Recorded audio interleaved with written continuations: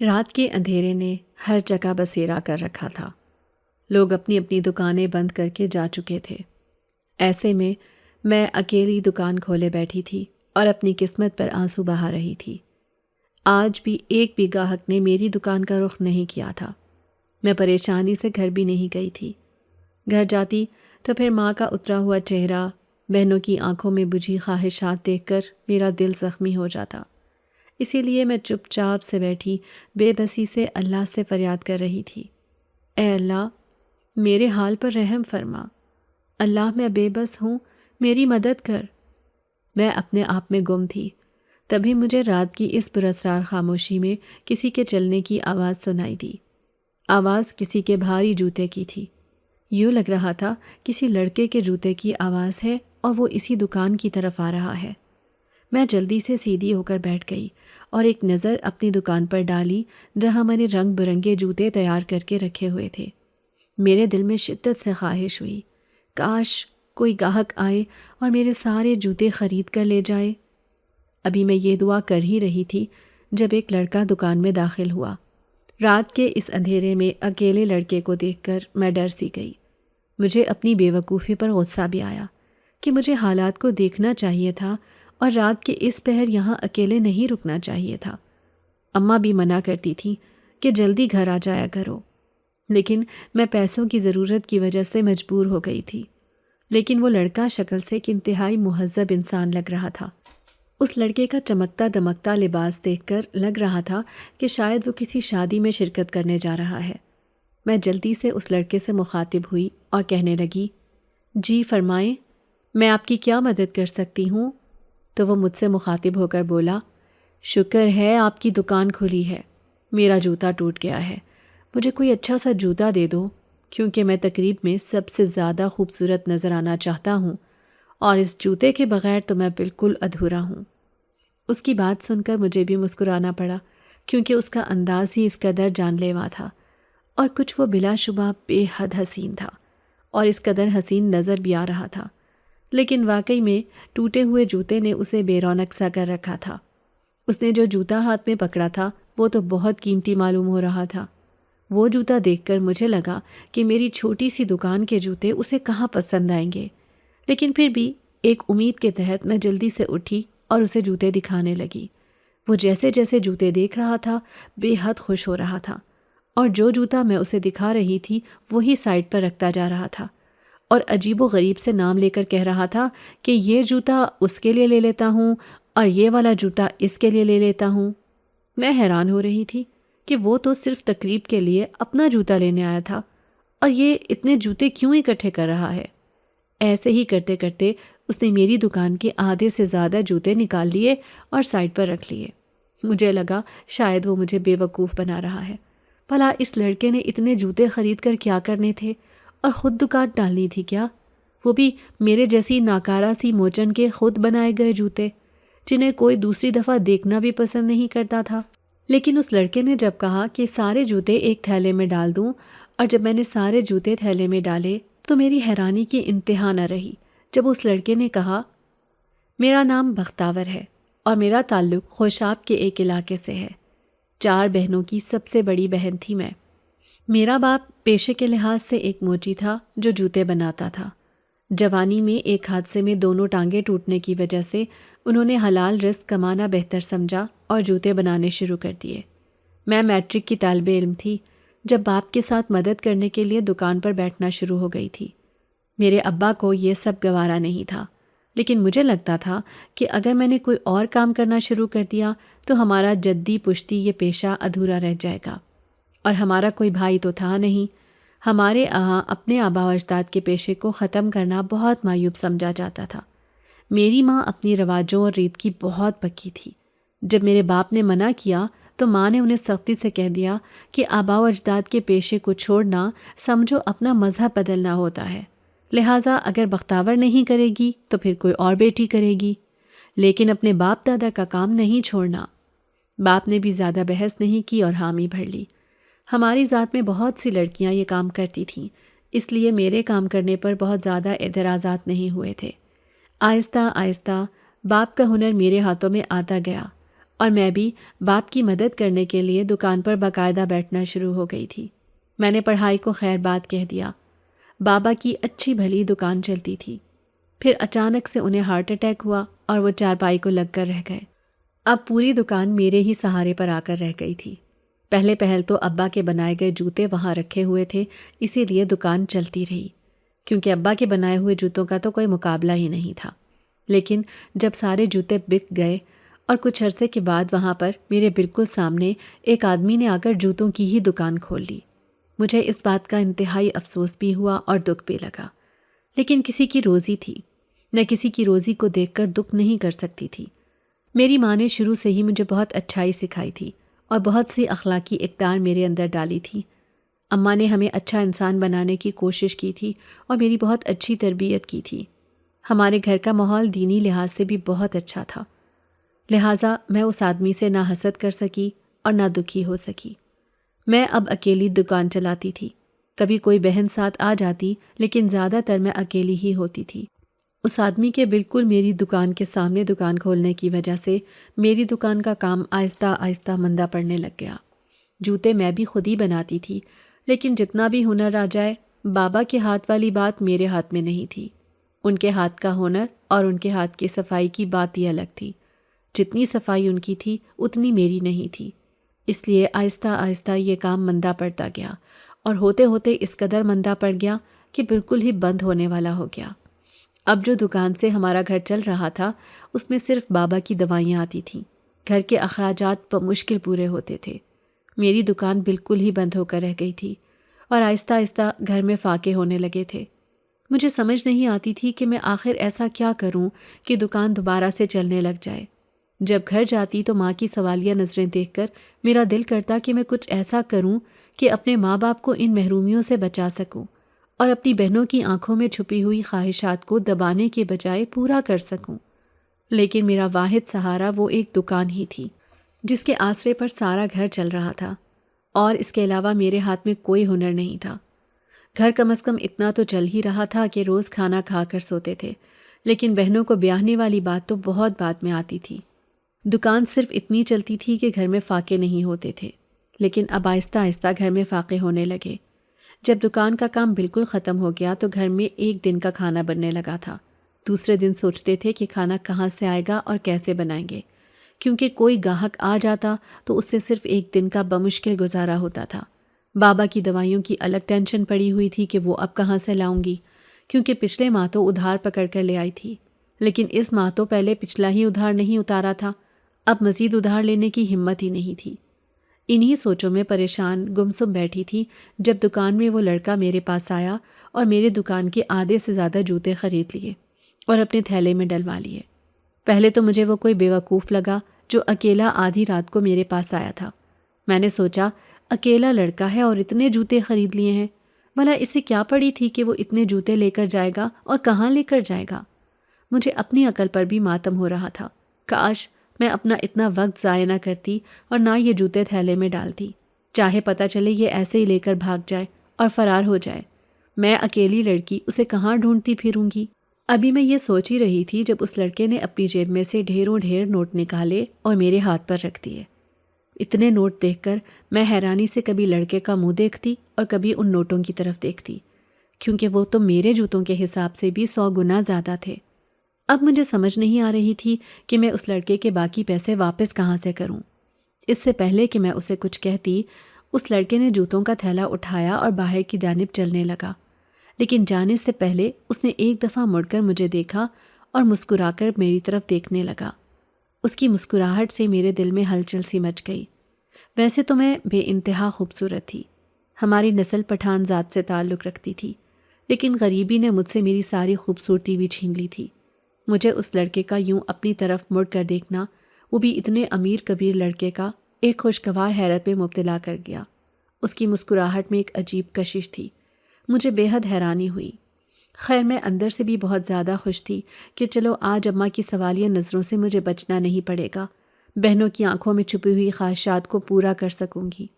یہ سوچتے ہوئے میں دکان بند کر کے باہر کو نکلی تو پیسے گنتے گنتے اچانک سے میری نظر زمین پر پڑی۔ وہاں مجھے کوئی چیز چمکتی ہوئی دکھائی دی۔ میں نے غور سے دیکھا تو وہ کوئی چین معلوم ہو رہی تھی۔ میں نے اٹھا کر دیکھا تو وہ سونے کی کوئی زنجیر تھی اور مجھے یقین تھا کہ یہ اس لڑکے کی ہی گری ہوئی ہے۔ یہ سوچ کر میں پریشان ہو گئی کہ اب میں یہ چین اسے واپس کیسے کروں گی۔ مجھے تو پتہ بھی نہیں کہ وہ کس طرف سے آیا اور کس طرف گیا۔ خیر، میں نے وہ چین اپنی جیب میں رکھ لی۔ ارد گرد کی ساری دکانیں اب بند ہو چکی تھیں۔ میں چپ چاپ چلتی ہوئی گھر چلی گئی۔ گھر کا دروازہ بجایا تو شاید اماں میرے ہی انتظار میں تھیں۔ انہوں نے جلدی سے دروازہ کھولا اور ڈانٹنے لگیں، کون سا اتنا کاروبار چل رہا ہے جو آدھی رات تک ادھر بیٹھی رہتی ہو؟ مجھے اتنی پریشانی ہوتی ہے تمہارے لیے۔ تمہارے ابا بھی اتنا پریشان ہو رہے تھے۔ اتنی ہمت تو ان کے قدموں میں ہے نہیں کہ اٹھ کر دیکھ ہی آتے کہ تم کیوں نہیں آئی ابھی تک۔ جو روزی روٹی ملنی ہوتی ہے وہ دن کے وقت پہ مل سکتی ہے، تم آدھی رات تک ویسے ہی وہاں بیٹھی رہتی ہو۔ جوان لڑکی ہو، لڑکی ذات ہو، ٹھیک ہے کام کرو، لیکن کچھ وقت دیر سویر کا بھی خیال رکھا کرو۔ ایسے ادھر بیٹھی رہتی ہو جیسے تمہارے لیے کوئی منو سلوا اترے گا وہاں سے۔ اماں بولتی جا رہی تھیں اور میں چپ چاپ سے مسکرائے گئی۔ پھر اپنی جیب سے پیسے نکال کر میں نے اماں کے ہاتھ میں تھما دیے۔ اماں اب بالکل چپ ہو چکی تھیں۔ وہ کبھی میرے منہ کی طرف دیکھتی اور کبھی ان پیسوں کی طرف، پھر کہنے لگیں، ارے بختاور، آج کون سی لاٹری لوٹ کے لے آئی ہے؟ کون سے بخت کھل گئے تیرے؟ مجھے سچ سچ بتا، یہ پیسے کہاں سے آئے ہیں؟ اماں کی اتنی اونچی آواز سے کہنے پر بہنیں بھی باہر آ گئیں اور ابا بھی بستر سے اٹھ کر بیٹھ گئے۔ بہنوں نے اتنے زیادہ پیسے دیکھے تو خوشی سے پاگل ہو گئیں۔ چھوٹی تو باقاعدہ ڈانس کرنے لگ گئی اور کہنے لگی، ہم بھی امیر ہو گئے، ہم بھی امیر ہو گئے۔ میں نے بمشکل اس کے منہ پر ہاتھ رکھا کہ ارد گرد کے لوگ سنیں گے تو نہ جانے کیا سمجھیں گے کہ ان کے ہاتھ کون سا خزانہ لگ گیا ہے۔ میں نے اماں کو کہا کہ اماں، آج آدھی سے زیادہ دکان کے جوتے سیل ہوئے ہیں، اسی لیے اتنے پیسے بن گئے ہیں۔ اماں خوش ہونے کی بجائے پریشان ہو گئیں اور کہنے لگیں، اچانک سے یہ سب کیسے ہو سکتا ہے؟ دیکھ بخت، مجھے سچ سچ بتا، مجھے بے وقوف نہ بنانا، تم سیدھی طرح سے بتاؤ کیا بات ہے۔ اماں کے اس طرح سے کہنے پر مجھے بالکل بھی برا نہیں لگا تھا۔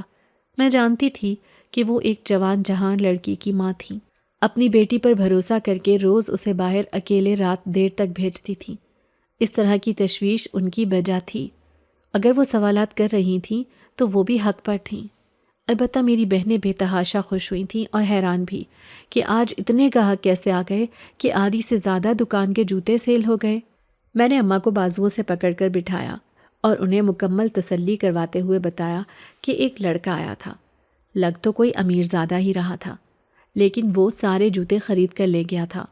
بہنیں اور اماں دونوں حیران ہو گئی تھیں، لیکن میں نے اس لڑکے کی وہ چین گرنے والی اور اس کی اس طرح میری طرف دیکھنے والی بات چھپا لی تھی۔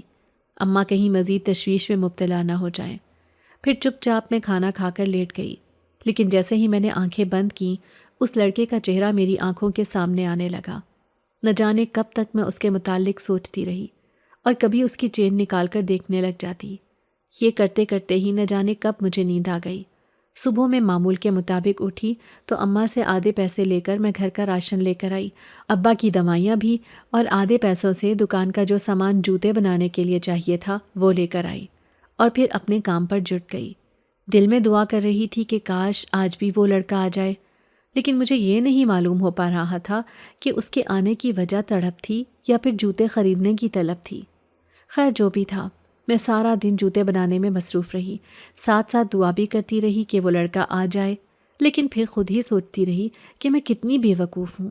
اب روز روز تو میری لاٹری نہیں نکلے گی، اور روز روز ایک انسان کتنے جوتے خرید سکتا ہے؟ اس نے ایک ہی دن میں آدھی سے زیادہ دکان کے جوتے خرید لیے ہیں، بھلا وہ مزید جوتوں کا کیا کرے گا؟ یہی سوچ کر میں خود کو ڈپٹنے لگی تھی۔ میں آرام اور سکون سے اپنی دکان پر بیٹھی جوتے بنا رہی تھی۔ سامنے کی دکان والا شخص میری طرف دیکھ کر بہت حیران ہو رہا تھا۔ وہ طنزیہ نگاہوں سے دیکھ کر کہنے لگا، بی بی، پہلے جو جوتے پڑے ہیں وہ تو بیچ لو، پھر آگے بھی بنا لینا۔ کیوں اپنا وقت بھی ضائع کر رہی ہو اور اپنے پیسے بھی فضول میں خرچ کر رہی ہو؟ تمہاری دکان پر کسی نے آنا تو ہے نہیں۔ مجھے اس کی یہ بات سن کر بے تحاشا دکھ ہوا، لیکن میں نے اسے کوئی جواب نہیں دیا اور جوتے بنانے میں مشغول رہی۔ رات ہونے لگی، سب لوگ اپنی اپنی دکانوں پر جانے لگے تو تب پھر سامنے والا دکان اپنی زبان کو کنٹرول نہ رکھ سکا اور پھر دوبارہ کہنے لگا، ارے کب تک یوں بیٹھی رہو گی؟ آدھی رات کو کون آسمان سے اترے گا اور تمہارے جوتے خرید کر لے جائے گا؟ سب لوگ تو دکان بند کر کے جا چکے ہیں۔ تم بھی دکان بند کرو اور گھر جاؤ، سکون سے بیٹھو، سکون سے سو۔ لڑکی ذات ہو، یہاں اکیلی بیٹھی اچھی لگ رہی ہو کیا؟ نہ جانے باپ کو بھی کیا پڑی تھی، بیٹی کو ہی دکان میں بٹھا دیا۔ اس کی بات سن کر مجھے غصہ تو بہت آیا، لیکن میں اسے کیا کہتی؟ میں اس کے منہ نہیں لگنا چاہتی تھی، اسی لیے میں نے اس کی بات سن کر مزید کوئی جواب نہیں دیا اور اس بات میں گردن ہلا دی۔ تو وہ ایک طنزیہ مسکراہٹ دیتے ہوئے گھر کو چل دیا۔ مجھے اس کی بات میں وزن تو لگا۔ اب رات کو کون آسمان سے اترے گا جو میرے جوتے خریدے گا؟ لوگوں کی باتیں ہی بنیں گی۔ لیکن پھر بھی مجھے نہ جانے کیوں ایک امید تھی کہ وہ لڑکا آج پھر آئے گا۔ میں یہ سوچ رہی تھی کہ شاید وہ کل والی چین لینے ہی آ جائے۔ یہی سوچتی میں وہیں بیٹھی رہی۔ گلیاں بالکل سنسان ہو چکی تھیں، دور دور سے کسی انسان کا نام و نشان بھی نظر نہیں آ رہا تھا۔ سردیوں کی راتیں تھیں تو اس لیے لوگ 9 بجے دکانیں بند کر کے اپنے اپنے گھروں کو چلے گئے تھے۔ کچھ رات میں سردی بھی زیادہ ہو گئی تھی اور کچھ ویسے بھی دن چھوٹے ہونے کی وجہ سے ہر طرف اندھیرا جلدی ہو گیا تھا۔ میرا دل خوفزدہ ہونے لگا۔ میں سوچ رہی تھی کہ اور کتنی دیر یہاں بیٹھی رہوں گی، اس سے اچھا ہے کہ اٹھ کر گھر چلی جاؤں، کیونکہ اب مجھے بھی بہت زیادہ سردی محسوس ہو رہی تھی۔ تبھی ہر طرف چھائے ہوئے سناٹے میں کسی کے چلنے کی آواز آنے لگی۔ مجھے محسوس ہوا کہ آواز کل جیسی تھی، سیم ٹو سیم۔ ایسے لگ رہا تھا جیسے کوئی لڑکا بھاری جوتا پہن کر چل کر آ رہا ہو۔ میرے دل کی دھڑکنیں تیز ہو گئیں۔ میری امید زندہ سی ہوئی کہ وہی کل والا لڑکا شاید دوبارہ سے آیا ہے۔ اب میں دھڑکتے ہوئے دل کے ساتھ دکان کے داخلی دروازے کی طرف دیکھنے لگی کہ وہاں سے کون داخل ہوگا، اور واقعی ہی وہی لڑکا جو کل آیا تھا دکان کے داخلی دروازے سے اندر آتا دکھائی دیا۔ مجھے لگا شاید میں کوئی خواب دیکھ رہی ہوں، لیکن یہ کوئی خواب نہیں تھا، یہ واقعی ایک حقیقت تھی۔ وہ لڑکا آج بھی میری دکان پر آیا تھا۔ خوشی میرے چہرے سے جھلک رہی تھی اور صاف پتہ چل رہا تھا کہ مجھے اس لڑکے کے آنے کی کتنی خوشی ہوئی ہے۔ نہ جانے یہ پیسوں کی طلب تھی یا اس کا آنا اچھا لگا تھا، میں یہ بات سمجھنے سے قاصر تھی۔ وہ آہستہ آہستہ قدموں سے چلتا ہوا میرے پاس آیا اور مسکرا کر میری طرف دیکھنے لگا۔ میں نے بھی جواباً مسکرا کر اسے دیکھا تو وہ کہنے لگا، دیکھو آج پھر میں تمہارے پاس جوتے خریدنے آیا ہوں۔ تو میں بہت خوش ہوئی اور کہنے لگی، خوش آمدید۔ تو وہ بھی مسکرا دیا۔ پھر وہ کہنے لگا، جلدی جلدی مجھے جوتے چیک کروا دو کیونکہ میرے پاس وقت نہیں ہے۔ یہ سن کر میرے ہاتھ پاؤں پھول گئے اور میں نے جلدی جلدی اسے جوتے دکھانے شروع کیے اور جو وہ اوکے کرتا گیا وہ پیک کرنے لگی۔ لیکن میرا دل اندر سے ڈرا ہوا تھا۔ عجیب لڑکا ہے جو صرف رات کے وقت ہی آتا ہے، اور ان سارے جوتوں کا کرتا کیا ہے؟ کیا پتہ کہیں دور سے آیا ہو اور جوتے اتنے زیادہ پسند آئے ہوں کہ اس نے آگے بیچنے شروع کر دیے ہوں۔ میرے دل میں عجیب عجیب سے وہم اور خیال آ رہے تھے، لیکن میری اس سے سوال کرنے کی ہمت نہیں ہو رہی تھی۔ وہ مسکرا کر صرف میری طرف دیکھتا جا رہا تھا۔ اس لڑکے نے تمام جوتے لیے اور میرے ہاتھ میں کل کی طرح بے تحاشا پیسے تھماتے ہوئے واپس چلا گیا۔ تبھی میں نے پیچھے سے اسے آواز دی۔ وہ مسکرا کر میری طرف دیکھنے لگا تو میں نے کہا، آپ کی شاید کوئی زنجیر وغیرہ کل یہاں گر گئی تھی۔ اب اس وقت میرے گھر میں ہے، وہ مجھے ساتھ لانی یاد نہیں رہی۔ صبح آپ آئیں گے تو وہ میں لازمی لے آؤں گی۔ تو وہ لڑکا مسکرایا اور اس بات میں گردن ہلا کر چل دیا۔ مجھے ایک امید ہوئی، یعنی کہ وہ صبح پھر آئے گا۔ میں وہ پیسے لے کر خوشی خوشی دکان بند کر کے گھر چلی گئی۔ گھر پہنچ کر اماں نے جب دوبارہ میرے پاس اتنے سارے پیسے دیکھے تو بہت خوش ہوئیں۔ اب تو یہ روز ہونے لگا تھا۔ آدھی رات کو وہ لڑکا میری دکان پر آتا اور آدھی دکان کے جوتے خرید کر لے جاتا۔ میری تو زندگی ہی بدلنے لگی تھی۔ گھر کے حالات بہت اچھے ہو گئے تھے۔ اماں اب کچھ پیسے گھر کے استعمال کے لیے رکھ لیتی اور کچھ پیسوں سے بیٹیوں کا جہیز بنانے لگی۔ اب مجھے سارا دن بے چینی لگی رہتی کہ کب وہ آئے گا اور کب میں اسے دیکھوں گی۔ نہ جانے کیوں مجھے یوں لگتا جیسے مجھے اس سے محبت ہو گئی ہے، کیونکہ میں ہر وقت اسی کے خیالوں میں کھوئی رہتی تھی، اور وہ بھی میری طرف ایسے مسکرا کر دیکھتا جیسے اسے اس کے علاوہ کوئی اور کام ہی نہیں ہے۔ وہ عمر ہی شاید کچھ ایسے کچے خیالوں کی تھی جو مزید شیطان کے وسوسوں کو محبت کا نام دے دیتی ہے۔ میرا اکثر دل کرتا کہ میں اس سے پوچھوں کہ وہ صرف رات کے وقت ہی کیوں آتا ہے، اور وہ اتنے سارے جوتے خرید کر ان کا آخر کرتا کیا ہے، لیکن پھر ہمت ہی نہ ہوتی اور سوچتی کہ اگر میرے پوچھنے کے بعد وہ نہ آیا تو پھر میں کیا کروں گی۔ اسی وجہ سے میں اس سے کچھ پوچھ نہیں سکی۔ ایک دن یوں ہی رات کے وقت بیٹھی میں اس کے آنے کا انتظار کر رہی تھی، لیکن مجھے انتظار کرتے کرتے رات کے 10 بج گئے۔ اب مجھے خوف آنے لگا تھا، کیونکہ بہت سے لوگوں کو پتہ تھا کہ میں دکان پر اکیلی ہوتی ہوں، کوئی بھی موقع کا فائدہ اٹھا سکتا تھا۔ میں 10 بجے کے بعد مایوس ہو کر اٹھ کر گھر چلی گئی، لیکن بار بار مڑ کر دیکھتی رہی کہ شاید وہ کہیں پر آ جائے۔ سنسان گلیوں سے گزرتے ہوئے بھی ڈر لگ رہا تھا۔ گھر پہنچی تو میرا اترا ہوا چہرہ دیکھا تو میری ماں پوچھنے لگی، کیا ہوا ہے بختاور؟ تمہارا چہرہ اتنا اترا ہوا کیوں ہے؟ اور آج تو کوئی پیسے بھی نہیں لائی۔ اگر پیسوں کی وجہ سے پریشان ہو تو کوئی بات نہیں، کبھی کبھی تو ہوتا ہے ایسا، کبھی تو کام چل پڑتا ہے اور کبھی رک جاتا ہے، اس میں اتنا زیادہ پریشان ہونے والی کیا بات ہے؟ تو میں نے اماں کی بات پر سر ہلا دیا اور کہنے لگی، ہاں اماں، بس یوں ہی دل اداس سا ہے۔ اماں کافی دیر یوں ہی تسلیاں دیتی رہیں۔ خیر کھانے کو دل تو نہیں جا رہا تھا، لیکن اماں کے سوالوں سے بچنے کے لیے چپ چاپ کھانا کھا لیا۔ مجھے پریشانی ہو رہی تھی کہ آج وہ لڑکا معمول کے مطابق نہ جانے کیوں نہیں آیا۔ میرا دل بھی اداس تھا۔ اس سے ملنے کے لیے تو میں سارا دن انتظار کرتی رہی تھی، اور آج وہ میرے سارے دن کے انتظار کے بعد بھی نہیں آیا تھا۔ میرا دل بے چین ہو رہا تھا۔ خیر میں رات کو بھی اسی کے متعلق سوچتی رہی۔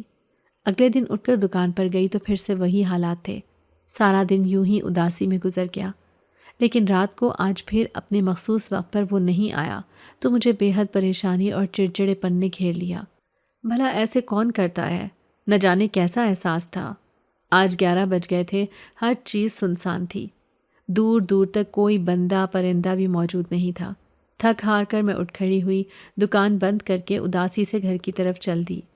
چادر کے طور پر ایک شال کندھوں کے گرد لپیٹ رکھی تھی اور میں چپ کر کے راستے پر جا رہی تھی جب 2 موٹر سائیکلوں کی آوازیں میرے کانوں میں پڑیں۔ پریشانی سے میں کبھی موٹر سائیکل کی طرف دیکھتی اور کبھی خود کو تنہا محسوس کرتی۔ موٹر سائیکل سوار اب میرے قریب آ رہے تھے۔ وہ سڑک بالکل سنسان تھی۔ وہ موٹر سائیکلیں جب مکمل طور پر میرے قریب پہنچ گئیں تو مجھے شدید خوف نے اپنی لپیٹ میں لے لیا۔ نہ جانے اب کیا ہوگا۔ وہ موٹر سائیکلیں جب میرے مکمل قریب پہنچ گئیں تو مجھے خوف نے اپنی لپیٹ میں لے لیا۔ اب نہ جانے کیا ہوگا۔ میں نے ڈرتے ڈرتے پیچھے مڑ کر دیکھا تو وہیں ساکت رہ گئی۔ وہ کوئی آوارہ لڑکے تھے جو مجھے دیکھ کر اب اپنی موٹر سائیکلیں روک چکے تھے، اور موٹر سائیکلوں سے اتر کر اب وہ میرے بالکل قریب آ چکے تھے۔ ایک نے کہا، ارے آدھی رات کو اکیلے سفر کر رہی ہو؟ بھائی ہم کس لیے ہیں، آؤ تمہیں چھوڑ دیں۔ ایک لڑکے نے خباثت سے دوسرے کو آنکھ مارتے ہوئے کہا تو باقی سب بھی ہنس دیے۔ ارے ہاں، اتنی خوبصورت لڑکی اب اکیلی سڑکوں پر خوار ہوتی اچھی لگے گی؟ ہم کس لیے ہیں، ہم چھوڑ دیں گے۔ دوسرے لڑکے نے موٹر سائیکل پر بیٹھے ہوئے وہیں سے ہانک لگائی تو باقی سب پھر سے کہکہا لگا کر ہنس دیے۔ میں اب تیز تیز چلنے لگی تھی، لیکن لڑکے اب مکمل طور پر میرا راستہ روک چکے تھے۔ میں پریشانی سے ادھر ادھر دیکھنے لگی۔ یا اللہ میری مدد کر۔ میں اب پورے دل و جان سے اللہ سے دعا مانگنے لگی، لیکن ایک لڑکے نے آگے بڑھ کر میری چادر کو پکڑنا چاہا تو میں پورے زور سے دھکا لگا کر اس کو گرا کر آگے کی جانب بھاگنے لگی۔ پیچھے سے لڑکوں کی آوازیں بلند ہونے لگی تھیں، پکڑو اس کو، بھاگ کر کہاں جائے گی؟ میں پوری اسپیڈ سے جان لگا کر بھاگ رہی تھی، اور نہ جانے سڑک کی کس جانب بھاگ رہی تھی مجھے بالکل اندازہ نہیں ہو رہا تھا۔ تبھی ایک زوردار گرج اور چمک کی آواز کے ساتھ بارش شروع ہو گئی۔ میں بھاگتی رہی، بھیگنے کے ڈر سے بے نیاز ہو کر، اور وہ لڑکے بھی میرے پیچھے پیچھے بھاگتے ہوئے آ رہے تھے۔ بھاگتے بھاگتے میں ایک بیابان جنگل میں پہنچ گئی۔ ایک پتھر کو اندھیرے میں دیکھ نہ پائی اور ٹھوکر کھا کر وہیں زمین پر گر گئی۔ وہ لڑکے اب میرے سر پر پہنچ چکے تھے۔ اس سے پہلے کہ میں اٹھتی ان لڑکوں نے مجھے پکڑ لیا، اور ایک لڑکے نے آگے بڑھ کر میرے منہ پر ایک زوردار تھپڑ مارا۔ کس قدر ذلیل کیا تو نے ہمیں، اب دیکھ تیرا کیا حشر کرتے ہیں ہم۔ وہ شدید غصے سے ہانپ رہے تھے۔ ارے اچھا ہی کیا، خود ہی ویران جگہ لے آئی ہمیں، ایک لڑکے نے بلند آواز سے کہا تو باقی سب بھی کہکہا لگا کر ہنس دیے۔ اس سے پہلے کہ وہ میری طرف بڑھتے اچانک سے زمین ہلنے لگی۔ محسوس ہو رہا تھا جیسے کوئی آندھی طوفان یا زلزلہ آنے لگا ہو۔ تبھی وہاں جنگل نما جھاڑیوں سے ایک آدمی نکلتا دکھائی دیا۔ میں تو اسے نہیں دیکھ پائی تھی کیونکہ وہ میری پیچھے سے آیا تھا، لیکن ان لڑکوں نے اس کی طرف دیکھا تو میری طرف بڑھتے بڑھتے رک گئے۔ 1 منٹ کے اندر اندر یہاں سے نکلو، ورنہ اپنی جان بچانے کے لالے پڑ جائیں گے تم لوگوں کو، اس آدمی نے غصے سے دھاڑ کر کہا تو تمام لڑکے ذرا ڈر گئے۔ پھر ایک نے ہمت کی اور کہا، ارے تم کون سے 30 مار خان ہو جو ہمیں ڈرا رہے ہو؟ ایک لڑکے نے اس کے سامنے ذرا دلیری دکھاتے ہوئے کہا، تو اس نے آگے بڑھ کر ایک زوردار تھپڑ مارا، اور تھپڑ اتنا زوردار تھا کہ وہ زمین پر جا گرا۔ اب باقی تینوں لڑکے بھی ڈر گئے۔ اس لڑکے کو اٹھا کر وہ جلدی سے اپنی جان بچا کر بھاگ گئے۔ میں زاروں قطار رو رہی تھی، اور جب میں نے مڑ کر پیچھے دیکھنا چاہا کہ اس آدمی کا شکریہ ادا کروں تو وہاں کوئی بھی نہیں تھا۔ میں دھک سے رہ گئی، وہ آدمی کہاں گیا؟ اب تو میں حقیقت میں پریشان ہو گئی تھی۔ جیسے ہی میں نے سامنے دیکھا تو میرے گھر کا دروازہ سامنے تھا۔ میں حیران پریشان ہکا بکا رہ گئی۔ میرے تو کاٹو تو بدن میں لہو نہیں والا حساب ہو گیا تھا۔ میں نے اپنا حلیہ دیکھا تو وہ بھی بالکل ٹھیک تھا، یوں جیسے کچھ ہوا ہی نہ ہو۔ تو کیا میں خواب دیکھ رہی تھی؟ میں دل ہی دل میں سوچنے لگی، لیکن وہ خواب نہیں تھا۔ میں ابھی تک اپنی جگہ شاک تھی کہ میرے ساتھ ہو کیا رہا ہے۔ گمسم حالت میں نے دروازے پر دستک دی۔ میری ماں نے دروازہ کھولا اور مجھے خاموش دیکھ کر ان کو لگا کہ آج پھر گاہکی نہ ہونے کی وجہ سے میں پریشان ہوں۔ انہوں نے بھی مجھے زیادہ نہیں کریدا۔ میں اندر گئی، ماں نے میرے سامنے کھانا رکھا اور میں چپ چاپ کھانا کھا کر لیٹ گئی۔ وہ حادثہ میرے ذہن سے نکل ہی نہیں پا رہا تھا۔ نہ جانے وہ کون آدمی تھا اور وہ کہاں غائب ہوا تھا۔ میرا دماغ مکمل طور پر معاف ہو رہا تھا۔ یہی سب سوچتے سوچتے مجھے پتہ ہی نہیں چلا میں کب نیند کی وادی میں چلی گئی۔ اگلے دن معمول کے مطابق اٹھ کر تیار ہو کر میں دکان پر چلی گئی۔ سارا دن یوں ہی بے حد پریشانی اور اداسی سے گزرا۔ رات ہو چکی تھی۔ آج میں نے دیر سے نہیں جانا تھا۔ مجھے کل رات کے واقعے سے سبق حاصل ہو چکا تھا۔ میں سوچ ہی رہی تھی کہ ابھی اٹھ کر دکان بند کرتی ہوں جب مجھے قدموں کی آواز آئی، لیکن یہ آواز ایک کے قدموں کی نہیں بلکہ 2-3 لوگوں کے قدموں کی محسوس ہو رہی تھی۔ جب میں نے دیکھا تو دکان میں ایک لڑکا اور اس کے ساتھ 2 لڑکیاں اندر داخل ہوئیں۔ لڑکا تو وہی تھا جو روز آتا تھا اور مجھ سے ڈھیروں جوتے خرید کر لے جاتا تھا، لیکن یہ لڑکیاں نہ جانے کون تھیں۔ لڑکیاں ہنستی ہوئی ایک دوسرے کے ہاتھ پر ہاتھ مارتے میری دکان میں داخل ہوئیں تو میں جلدی سے اٹھ کر کھڑی ہو گئی اور ان لوگوں کو بیٹھنے کا کہا۔ ان میں سے ایک لڑکی بولی، دیکھو تمہارے بنائے گئے جوتے ہمیں بے حد پسند آئے ہیں۔ ہم چاہتے ہیں کہ تم ہمارے گھر آؤ اور ہمیں ڈھیر سارے جوتے بنا کر دو ہماری پسند کے، کیونکہ ہماری بیٹی کی شادی ہے جس کی وجہ سے ہمیں نئے نئے جوتے بنوانے ہیں۔ میں بہت حیران ہوئی کہ یہ تو ویسے ہی بہت امیر لوگ ہیں، میرے بنائے گئے جوتے اپنی شادی میں پہنیں گے؟ میں نے اس لڑکے کی طرف دیکھا تو وہ مسکرا رہا تھا۔ میرا دل کیا اس سے پوچھوں کہ تم 2 دن سے کہاں تھے اور آئے کیوں نہیں، لیکن پھر میں چپ کر گئی۔ اس لڑکے نے بھی یہی کہا کہ واقعی ہی اس کے گھر والوں کو میرے بنائے گئے جوتے بہت پسند آئے ہیں۔ میں نے خوشی سے اس بات میں گردن ہلا دی اور کہنے لگی کہ ٹھیک ہے، میں آپ کے گھر چلوں گی۔ وہ لڑکا کہنے لگا کہ ٹھیک ہے، تم کل تیار رہنا، ہم اسی ٹائم تمہیں آ کر لے کر جائیں گے۔ میں خوش تو بہت زیادہ تھی، لیکن دل میں کھٹکا تھا کہ امی جانے سے منع نہ کر دیں، کیونکہ یہ رات کا وقت تھا۔ خیر، گھر جا کر امی کو سارا معاملہ بتایا تو توقع کے عین مطابق امی سخت پریشان ہو گئی اور کہنے لگیں، نہیں بیٹا، زمانہ بہت خراب ہے، رات کا وقت ہے، ایسے کیسے ہم کسی انجان پر یقین کر سکتے ہیں؟ پریشان تو میں بھی تھی، لیکن یہ میری روزی روٹی کا سوال تھا اور میں وہ رسک لینا چاہتی تھی۔ میں نے امی کو پوری تسلی کروائی کہ آپ پریشان نہ ہوں، انشاءاللہ بہتر ہوگا۔ کافی دیر بات چیت کے بعد امی مان گئیں۔ اگلے دن میں تیار ہو کر ان کا انتظار کرنے لگی۔ سامنے کی دکان والا مجھے حیران ہو کر دیکھتا اور کہتا، تمہاری تو لگتا ہے آج کل لاٹریاں نکلی ہوئی ہیں بھئی، آدھی آدھی رات تک دکان پر بیٹھی رہتی ہو، آخر کرتی کیا ہو یہاں بیٹھ کر؟ کہیں کوئی چکر وکر تو نہیں چل گیا؟ اس نے اپنی عادت سے مجبور ہو کر فضول بات کی تو اس کی بات سن کر میرے تن بدن میں آگ لگ گئی۔ یہ کیا بات ہوئی؟ وہ اپنی حد پار کر رہا تھا۔ میں اس سے کہنے لگی، چاچا یہ بات تیری سمجھ سے باہر ہے، اور ویسے بھی کسی کی مجبور بیٹی پر تانے کسنے سے بہتر یہی ہے کہ تم اپنے کام سے کام رکھو۔ میں بے حد تلخ ہو گئی تھی۔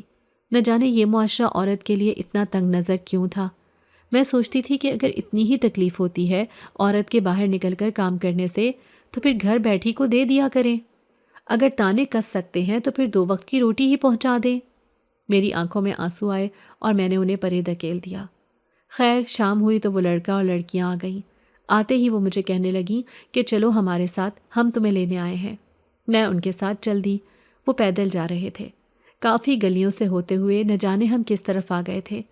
چلتے چلتے ہمیں آدھا گھنٹہ ہو گیا تھا۔ میرے تو پاؤں بھی شل ہو گئے تھے، لیکن راستہ تھا کہ ختم ہونے کا نام ہی نہیں لے رہا تھا۔ سڑک بھی انتہائی سنسان تھی۔ اب میرا دل بھی گھبرانے لگا تھا کہ نہ جانے یہ مجھے کہاں لے کر جا رہے ہیں، اور کہیں میں نے ان کی بات مان کر کچھ غلط تو نہیں کیا۔ طرح طرح کے خیالات میرے ذہن میں آ رہے تھے، لیکن اب میں کہیں بھاگ کر جا بھی نہیں سکتی تھی۔ چپ چاپ ان کے ساتھ چلتی رہی۔ چلتے چلتے جب رہا نہ گیا تو ان سے پوچھنے لگی، تم لوگوں کا گھر کہاں ہے اور مجھے کہاں لے کر جا رہے ہو؟ تو وہ کہنے لگی، بس تھوڑی سی دور اور۔ میں حیران ہوئی اور اس لڑکے سے کہنے لگی کہ تم روز وہاں سے اتنی دور سے آتے ہو؟ تو وہ لڑکا میری طرف دیکھ کر ہنسنے لگا اور بولا، میرے لیے دور نہیں ہے، تمہارے لیے دور ہے۔ میں حیرانی سے اس کا منہ دیکھنے لگی۔ اب وہ جنگل میں داخل ہو رہے تھے۔ یہ دیکھ کر مجھے بہت زیادہ خوف آیا اور میں کہنے لگی، یہ جنگل میں کہاں لے کر جا رہے ہو مجھے نہیں جانا، مجھے واپس جانا ہے۔ تو ان میں سے ایک لڑکی ذرا غصے سے کہنے لگی، چلو سکون سے، ہم تمہیں کھانے نہیں لگے۔ اس کا تو انداز ہی بدل گیا تھا۔ جنگل میں ارد گرد سے جنگلی جانوروں کے خون کی بو آ رہی تھی، لیکن پھر میں ہمت کرتے ہوئے ان کے ساتھ ساتھ چلنے لگی۔ تھوڑی ہی دور جا کر مجھے اور زیادہ عجیب و غریب سی بدبو آنے لگی۔ یہ بدبو اتنی شدید تھی کہ مجھ سے وہاں کھڑا رہنا محال ہو گیا۔ مجھے لگا جیسے مجھے چکر آ جائیں گے اور میں گر جاؤں گی۔ تھوڑی ہی دور گئے تھے جب مجھے وہاں درختوں کے ساتھ لٹکی کھوپڑیاں دکھائی دینے لگیں۔ اب تو مانو سانس بند ہونے والا ہو گیا۔ ان لڑکیوں نے مجھے اتنا زیادہ گھبرایا ہوا دیکھا تو ایک دوسری کے ہاتھ پر ہاتھ مار کر ہنسنے لگیں اور کہنے لگیں، ارے اتنی ڈرپوک ہو، ڈرنے کی ضرورت نہیں، یہ جنگل ایسا ہی ہے، تم ہمارے ساتھ بس چپ چاپ سیدھی چلتی رہو، ہم تمہارے ساتھ ہیں تو پھر اتنا ڈرنے والی کیا بات ہے؟ لیکن میرا تو مانو دل دھڑکنا بند ہو گیا تھا۔ ہم تھوڑی ہی دور گئے تھے جب ایک بہت بڑا محل روشنیوں میں چمکتا ہوا دکھائی دیا تو میرے دل کو تھوڑی تسلی ہوئی کہ آبادی شروع ہو گئی ہے اور یہ واقعی شادی والا گھر ہی ہے۔ لیکن غور سے دیکھنے پر معلوم ہوا کہ جنگل کے بیچوں بیچ صرف ایک وہی محل کھڑا تھا۔ اب مجھے مزید حیرانی ہوئی۔ وہ لڑکیاں محل کے پاس پہنچ کر کہنے لگیں، لو آ گیا ہمارا گھر۔ میں انتہائی حیرت سے دیکھنے لگی۔ میرا اندازہ تھا کہ وہ امیر ہیں، لیکن اس قدر امیر تھیں کہ جنگل کے بیچوں بیچ ایک محل تعمیر کر رکھا تھا۔ خیر، میں نے کوئی سوال نہ کیا اور چپ چاپ ان کے ساتھ محل میں داخل ہو گئی۔ جیسے ہی میں محل کے اندر داخل ہوئی، میرے اوپر پھولوں کی برسات ہونے لگی۔ میں یہ دیکھ کر بہت حیران ہوئی اور خوش بھی۔ میں ادھر ادھر دیکھنے لگی تو مجھے اپنے سامنے ایک عجیب و غریب شکل کا آدمی بیٹھا دکھائی دیا۔ اس نے اپنے سر پر تاج پہن رکھا تھا۔ وہ لڑکا جو روز میری دکان پر آتا تھا، چلتا ہوا اس آدمی کے پاس گیا اور اس کے ساتھ موجود کرسی پر بیٹھ گیا۔ میں نے ارد گرد پھول برسانے والے لوگوں کو دیکھا۔ میری حیرت کی انتہا نہ رہی کہ وہ بہت زیادہ عجیب و غریب شکلوں کے لوگ تھے۔ ان کے منہ عام انسانوں کی طرح کے نہیں تھے۔ اب تو مجھے شدید پریشانی ہونے لگی تھی اور خوف بھی کہ میں نہ جانے کن لوگوں میں آ گئی ہوں۔ تبھی وہ آدمی جس کے سر پر تاج تھا اپنی جگہ سے اٹھ کر میرے پاس آیا اور کہنے لگا، میرے محل میں تمہیں خوش آمدید ہے۔ میں نے تمہیں جوتے تیار کرنے کے لیے بلوایا ہے، کیونکہ میرے بیٹے کو تمہارے تیار کیے گئے جوتے بہت پسند آئے ہیں اور میری بیٹیوں کو بھی، اس لیے پورے دل سے ہمارے لیے جوتے تیار کرنا۔ یہ کہہ کر اس نے ایک لڑکی کی طرف اشارہ کیا اور کہنے لگا کہ اسے اس کے کمرے میں چھوڑاؤ، جس کمرے میں بیٹھ کر اس نے جوتے تیار کرنے ہیں، اور جو سامان یہ طلب کرے گی اسے مہیا کرنا۔ میں چپ چاپ اس لڑکی کے پیچھے چلتی ہوئی اس کمرے میں چلی گئی۔ وہ کمرہ کافی بڑا تھا۔ محل کی ایک ایک چیز سے اس طرح خوبصورتی جھلک رہی تھی کہ میں نے اپنی پوری زندگی میں کبھی ایسی خوبصورتی نہیں دیکھی تھی۔ میں حیران ہو کر چیزوں کو دیکھ رہی تھی۔ تبھی وہ لڑکی تھال میں مختلف قسم کے لوازمات سجا کر میرے لیے لے کر آئی۔ اب تو مجھے اپنی قسمت پر رشک ہونے لگا تھا کہ میں کن لوگوں کی مہمان بنی ہوں۔ مجھے لگ رہا تھا کہ میں جوتے بنا کر جاؤں گی تو یہ لوگ مجھے مالا مال کر دیں گے۔ جیسے ہی میں نے کھانے کا پہلا نوالا لیا، میں دل ہی دل میں داد دیے بغیر نہیں رہ سکی، کیونکہ میں نے اپنی پوری زندگی میں اس سے زیادہ لذیذ کھانا نہیں کھایا تھا۔ خیر، میں نے جلدی جلدی کھانا ختم کیا۔ وہ عجیب و غریب سی ڈشز تھیں جو میں نے پہلے واقعی ہی کبھی بھی نہیں دیکھی تھیں، نہ کھائی تھیں۔ کھانا ختم کر کے جیسے ہی فارغ ہوئی تو وہی لڑکا جو روز میرے پاس آتا تھا میرے پاس آیا اور کہنے لگا، تمہیں پتہ ہے کہ میری شادی ہے؟ اس کی بات سن کر میری ہوائیاں اڑ گئی تھیں۔ میں انتہائی حیران ہو کر اس کی طرف دیکھنے لگی تو وہ کہنے لگا، ہاں میری شادی ہے۔ میں نے تمہیں دکان پر اس لیے نہیں بتایا کیونکہ شاید میری شادی کا سن کر تم نہ آتی، اور میں چاہتا ہوں کہ تم میری شادی میں سارے جوتے تیار کرو۔ میں جانتا ہوں کہ تم مجھے پسند کرتی ہو اور مجھے بھی تم بہت اچھی لگتی ہو، لیکن بات یہ ہے کہ میری اور تمہاری شادی نہیں ہو سکتی۔ ہمارے قبیلے کی روایات کا تمہیں اندازہ نہیں ہے۔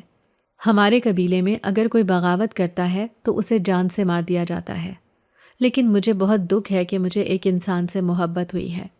میں حیران ہوئی تھی اور اس کا چہرہ دیکھنے لگی کہ اس کا اس بات سے کیا مطلب ہے، کیا وہ انسان نہیں ہے؟ لیکن وہ مسکراتا ہوا وہاں سے چلا گیا اور کہنے لگا کہ جلدی جلدی جوتے تیار کرو، دیکھنا تمہیں خوش کر کے گھر بھیجیں گے۔ میں تو پہلے ہی الجھ گئی تھی۔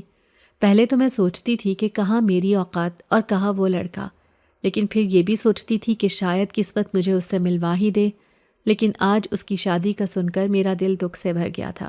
میں سوچنے لگی کہ نہ جانے اس کے قبیلے کی کون سی روایات ہے جو اس لڑکے کو پیچھے ہٹنے پر مجبور کر گئیں، لیکن اندر ہی اندر مجھے اس بات کی خوشی بھی تھی کہ میرے جذبات یک طرفہ نہیں تھے، وہ لڑکا بھی مجھے پسند کرتا تھا۔ خیر، میں نے دل کا سارا معاملہ ایک طرف رکھتے ہوئے جلدی جلدی جوتے بنانے شروع کر دیے، کیونکہ میری ذہن میں میری بہنیں آ رہی تھیں۔ ویسے بھی لڑکیوں کو تو ہمیشہ کے لیے اپنے دل کے راز دل میں ہی دبانے ہوتے ہیں، اس لیے میں نے بھی اس راز کو دل کے تہخانے میں دفن کر دیا۔ میں اس وجہ سے خوش تھی اب کہ میں اتنے پیسے لے کر جاؤں گی کہ میری بہنوں کی شادی بھی آسانی سے ہو جائے گی، گھر کے حالات بھی اچھے ہو جائیں گے اور ابا کا علاج بھی ہو جائے گا۔ یہی سوچ سوچ کر مجھے بے حد خوشی ہو رہی تھی اور میں تیزی سے ہاتھ چلا رہی تھی۔ میں نے 2-3 دن لگا کر سب جوتے تیار کیے۔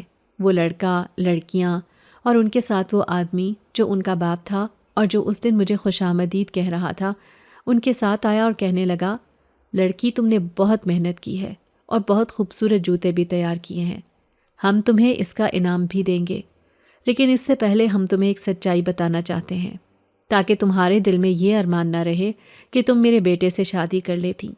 میں انتہائی حیران ہو کر اس لڑکے کی طرف دیکھنے لگی۔ کیا اس نے اپنے دل کا راز اپنے باپ کو بھی بتا دیا تھا؟ وہ اس بات میں گردن ہلانے لگا۔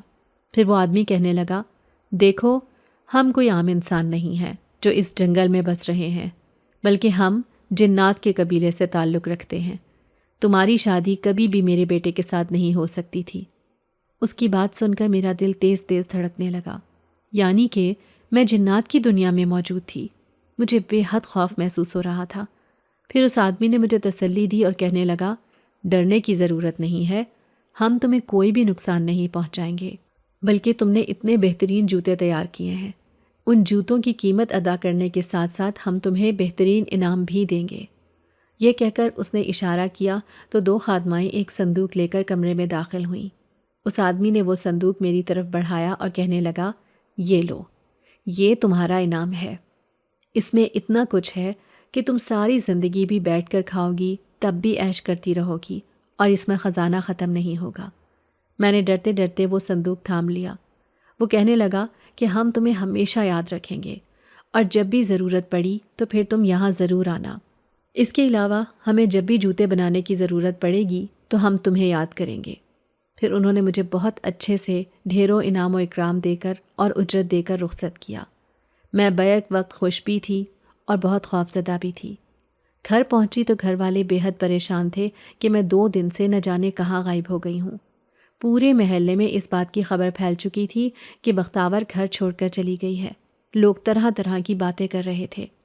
میں نے اماں کو دیکھا تو مجھ سے ان کی حالت دیکھی نہیں گئی۔ رو رو کر انہوں نے اپنا برا حال کر رکھا تھا۔ میں نے انہیں تسلی دی، لیکن بات یہیں تک رک جاتی تو ٹھیک تھا۔